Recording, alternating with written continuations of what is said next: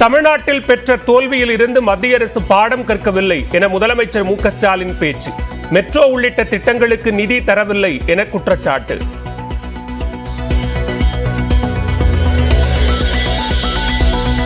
தருமபுரி மாவட்டம் அரூர் நகராட்சியாக தரம் உயர்த்தப்படும்.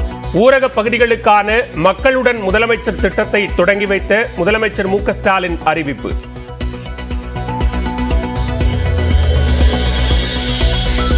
சென்னை சிபிசிஐடி அலுவலகத்தில் விசாரணைக்காக பாஜக மாநில பொருளாளர் எஸ்.ஆர். சேகர் ஆஜர். நெல்லை ரயிலில் 4 கோடி ரூபாய் பணம் பறிமுதல் தொடர்பாக கேள்வி.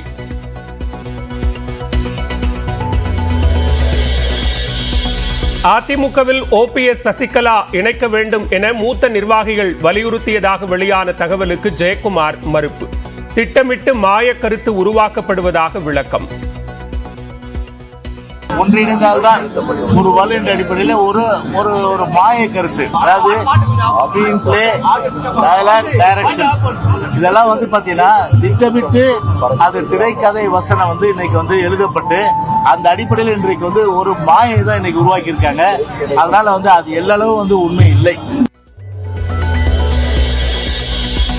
மக்களவைத் தேர்தல் தோல்வி குறித்து அதிமுக நிர்வாகிகளுடன் எடப்பாடி பழனிசாமி 2ஆம் நாளாக ஆலோசனை.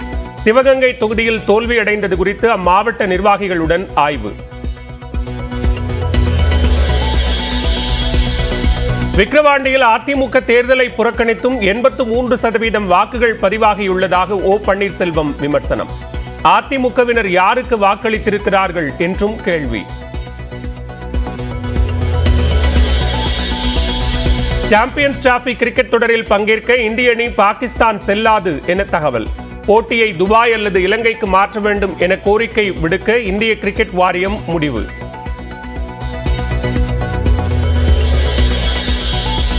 நீலகிரி மாவட்டம் கூடலூர் அருகே மனநல காப்பகத்தில் 13 பேர் புதைக்கப்பட்ட விவகாரம்.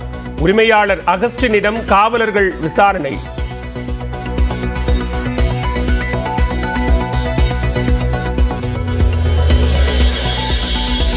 சென்னையில் கோயம்பேடு முதல் மதுரவாயல் வரை கடும் போக்குவரத்து நெரிசல். குரோம்பேட்டை ஜிஎஸ்டி சாலையிலும் போக்குவரத்து நெரிசலில் அணிவகுத்து நின்ற வாகனங்கள்.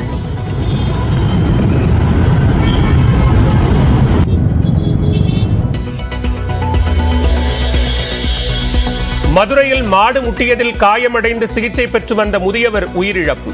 ராஜாஜி அரசு மருத்துவமனையில் சிகிச்சை பலனின்றி மரணம்.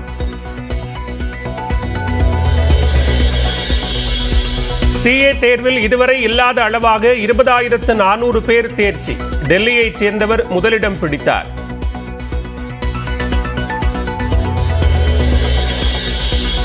கரூரில் அதிமுக முன்னாள் அமைச்சர் எம்.ஆர். விஜயபாஸ்கர் உறவினர் வீட்டில் மீண்டும் சிபிசிஐடி சோதனை. 100 கோடி ரூபாய் மதிப்பிலான நில அபகரிப்பு வழக்கில் சோதனையில் ஈடுபட்டுள்ள போலீசார். எல்லை தாண்டி மீன்பிடித்ததாக தமிழ்நாட்டைச் சேர்ந்த மீனவர்கள் 13 பேரை கைது செய்தது இலங்கை கடற்படை. 3 படகுகளையும் பறிமுதல் செய்து ஊர்காவல்துறை கடற்படை முகாமிற்கு அழைத்துச் சென்றனர்.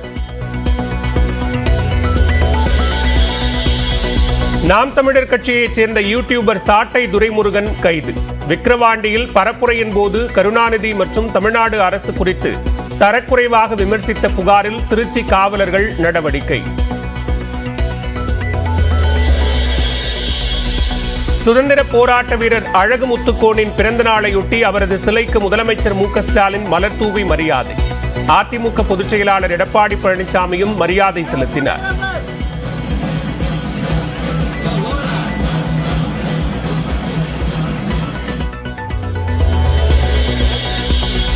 சிதம்பரம் நடராஜர் கோயிலில் ஆணி திருமஞ்சன தேரோட்ட விழா. 4 மாட வீதிகளில் உலாவரும் உற்சவரை தரிசித்து மகிழும் பக்தர்கள்.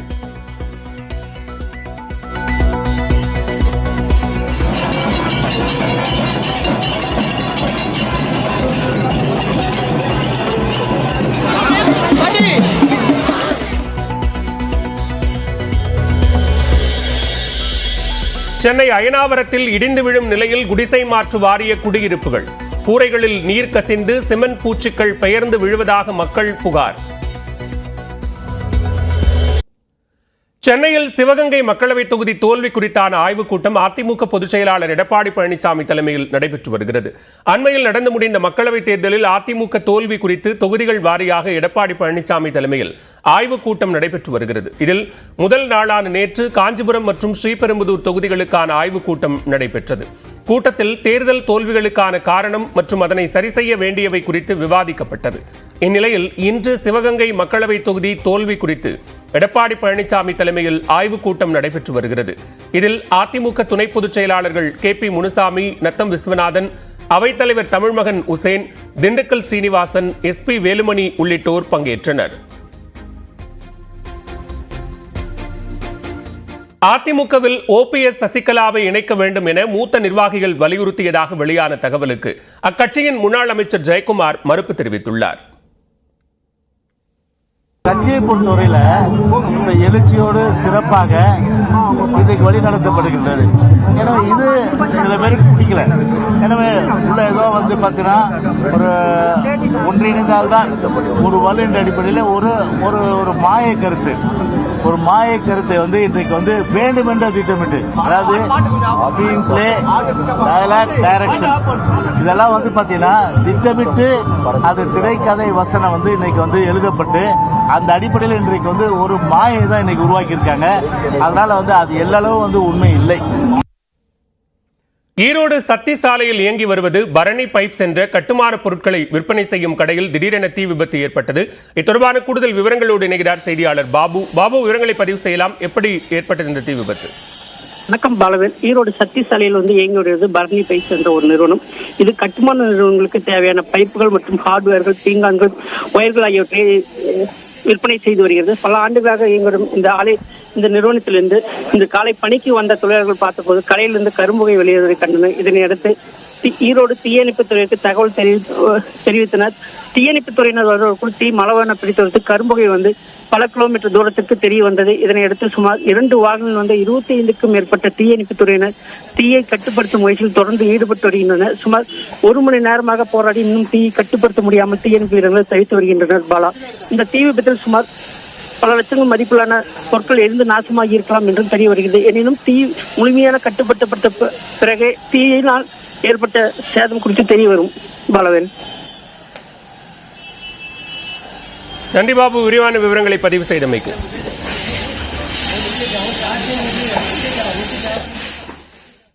பாரிஸ் ஒலிம்பிக் போட்டிக்கு தமிழ்நாட்டிலிருந்து 16 வீரர்கள் தகுதி பெற்று அசத்தியுள்ளனர். அவர்கள் யார் யார்? தமிழ்நாட்டிலிருந்து பதக்கத்திற்கான வாய்ப்பு எவ்வளவு?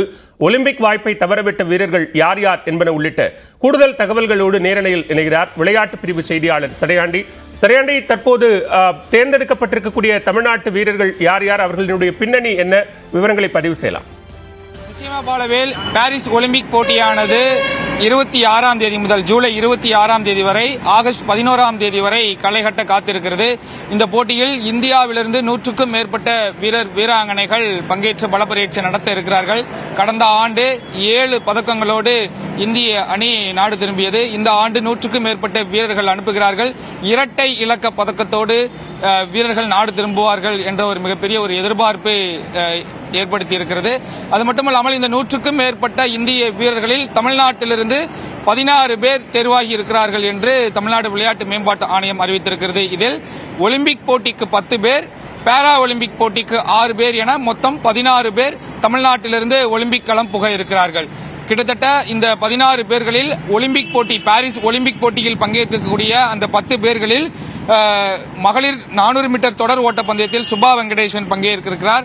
அதே பிரிவில் வித்யா ராமராஜ் அதே 400 மீட்டர் தொடர் ஓட்ட பந்தயத்தில் பங்கேற்க இருக்கிறார். ஆடவர் பிரிவில் ராஜேஷ் ரமேஷ் அதே 400 மீட்டர் தொடர் ஓட்டம் என 3 பேர் இந்த 400 மீட்டர் தொடர் ஓட்ட பந்தயத்தில் மட்டும் தமிழ்நாட்டிலிருந்து பங்கேற்க இருக்கிறார்கள். அவர்களோடு சேர்ந்து பிரவீன் சித்திரவேல், ஜஸ்வின் ஆல்ட்ரின், அது மட்டுமல்லாமல் பிருத்திவிராஜ் தொண்டைமான் ஆகிய 6 பேர் இந்த ஒலிம்பிக் போட்டிக்கு தகுதி பெற்றிருக்கிறார்கள். இவர்களோடு டென்னிஸ், டேபிள் டென்னிஸ், பாய்மர படகு போட்டி என மேலும் 4 வீரர்கள் இதில் தேர்வாகி இருக்கிறார்கள்.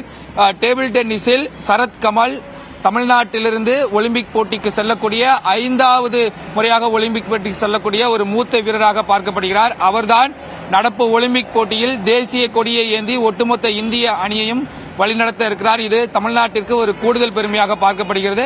அவரோடு சேர்ந்து மாற்று வீரராக சத்யன் ஞானசேகரனும் ஒலிம்பிக் போட்டியில் களமிறங்க இருக்கிறார். டேபிள் டென்னிஸில் ரோவன் போபண்ணாவோடு சேர்ந்து தமிழ்நாட்டைச் சேர்ந்த ஸ்ரீராம் பாலாஜி டென்னிஸ் போட்டியில் களமிறங்க இருக்கிறார். ஆடவர் இரட்டையர் பிரிவில் டென்னிஸ் போட்டியில் தமிழ்நாட்டிலிருந்து ஒரு வீரர் களமிறங்க இருக்கிறார். அதேபோல் பாய்மர படகு போட்டியில் நேத்ரா குமரன் என மொத்தம் 10 பேர் இந்த ஒலிம்பிக் போட்டியில் களம்புக இருக்கிறார்கள். கிட்டத்தட்ட இந்த 10 பேர்களில் பிருத்திவிராஜ் தொண்டைமான் துப்பாக்கி சுடும் போட்டியிலிருந்து தமிழ்நாட்டிலிருந்து முதல் முறையாக ஒலிம்பிக் களம்புக இருக்கிறார். எனவே பிருத்திவிராஜ் தொண்டைமான் மீதான எதிர்பார்ப்பு அதிகமாக இருக்கிறது. ஒலிம்பிக் போட்டியில் நிச்சயம் ஆடவர் டிராப் பிரிவில் பதக்கம் வெல்வார் என்ற ஒரு எதிர்பார்ப்பு நிலவிக் கொண்டிருக்கிறது. அதேபோல் நேத்ரா குமரனுக்கும் பாய்மர படகு போட்டியில் இம்முறை பதக்கத்திற்கான வாய்ப்பு அதிகரித்திருக்கிறது. அது மட்டுமல்லாமல் டென்னிஸில் ரோஹன் போபண்ணாவோடு சேர்ந்து ஸ்ரீராம் பாலாஜியும் இம்முறை பதக்கம் வெல்வதற்கான வாய்ப்பு அதிகமாக இருக்கிறது. தடகளத்தில் பதக்கத்திற்கான வாய்ப்பு சற்று சவாலாக இருந்தாலும் டேபிள் டென்னிஸில் அணி பிரிவில் இந்திய அணி பதக்கம் வெல்வதற்கு வாய்ப்பு இருக்கிறது. அந்த அணி பிரிவில் சரத் கமல் இடம் பிடித்திருக்கிறார். எனவே ஒட்டுமொத்தத்தில் 10 வீரர்கள் ஒலிம்பிக் போட்டிக்கு செல்ல இருந்தாலும் 4 பதக்கம் தமிழ்நாட்டிலிருந்து கிடைப்பதற்கு வாய்ப்பு இருப்பதாக வீரர்கள் நிறைய முன்னாள் வீரர்கள் தெரிவித்திருக்கிறார்கள். 10 வீரர்கள் ஒலிம்பிக் போட்டிக்கு களம் புகுந்தாலும் வாள்வீச்சு வீராங்கனை பவானி தேவி இம்முறை ஒலிம்பிக் போட்டியில் தேர்வாகாமல் இருப்பது ஒரு மிகப்பெரிய ஒரு பின்னடைவாக பார்க்கப்படுகிறது. அதேபோல் ஆரோக்கியராஜ் 400 மீட்டர் தொடர் ஓட்ட பந்தயத்தில் ஆரோக்கியராஜ் தேர்வாகி காயம் காரணமாக அவர் ஒலிம்பிக் போட்டியில் பங்கேற்க முடியாத ஒரு நிலை ஏற்பட்டிருக்கிறது. மும்முறை தாண்டுதல் பிரவீன் சித்திரவேல் மீதான ஒரு எதிர்பார்ப்பும் அதிகமாக இருக்கிறது. நீளம் தாண்டுதல் ஜஸ்வின் ஆல்ட்ரின் மீதும் எதிர்பார்ப்பு அதிகமாக இருக்கிறது. இருப்பினும் இந்த தடகளத்தில் ஒரு கடுமையான போட்டி நிலவும் ஜமைக்கா, அமெரிக்கா போன்ற நாடுகளுக்கு மத்தியில் நமது வீரர்கள் பங்கேற்பதே மிகப்பெரிய ஒரு பெருமையாக பார்க்கப்படுகிறது. தடகளத்திலிருந்து மட்டும் இம்முறை 6 வீரர்கள் ஒலிம்பிக் களம் புக இருக்கிறார்கள். இதுதான் அதிகபட்ச ஒரு எண்ணிக்கையாகவும் பார்க்கப்படுகிறது. பாலவேல், நன்றி சடையாண்டி, விரிவான விவரங்களை பதிவு செய்தமைக்கு.